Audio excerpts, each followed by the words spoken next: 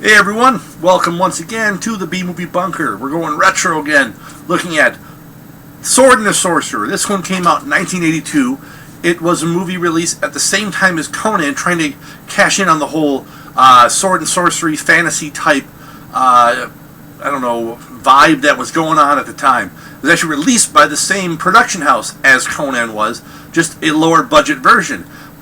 This is typical for an 80s type fantasy film. It's not a bad movie, but it's not a great movie either. It's still kind of fun though. It's one of those D&D type movies where, and not the D&D movies which were awful. This is just that feel of a D&D game. This is the type of thing you can imagine role playing through with your buddies on a Saturday evening, down in the basement, eating Funyuns and drinking Mountain Dew. This one is brought to us by director who I cannot remember. It's the same guy who did Cyborg and Alien from LA, one of my favorite MST3K episodes ever. And it stars Lee Horsley, which those of you who grew up in the 80s might remember him as TV's Matt Houston. You've got one of the bad guys played by Zusha is played by Richard Mull from Night Court fame, the big tall guy, Bull Shannon. And Lee Horsley looks so 1980s with the big poofy kind of feathered hair, and it's such a typical 80s look and feel to this movie. And the soundtrack, well, that's the synthesizers and stuff. It's still a lot of fun. You've got some good swordplay going on. It's very reminiscent of the swashbuckling era, where Conan was ultra violent and bloody.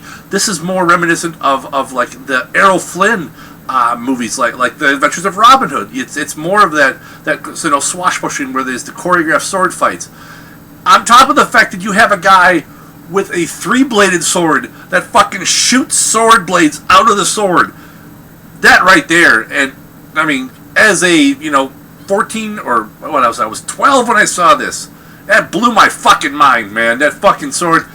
Everyone I knew who played D&D fucking wanted that sword. They don't want the three-bladed sword. Well, I'm gonna get a four-bladed sword that shoots. I'm gonna get 5 blades that shoots blades out. I'm gonna have an axe that shoots blades out of the blades that shoot out of the axe.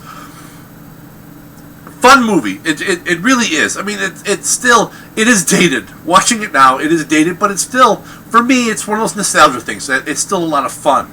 I would recommend this one on a scale of 1 to 10.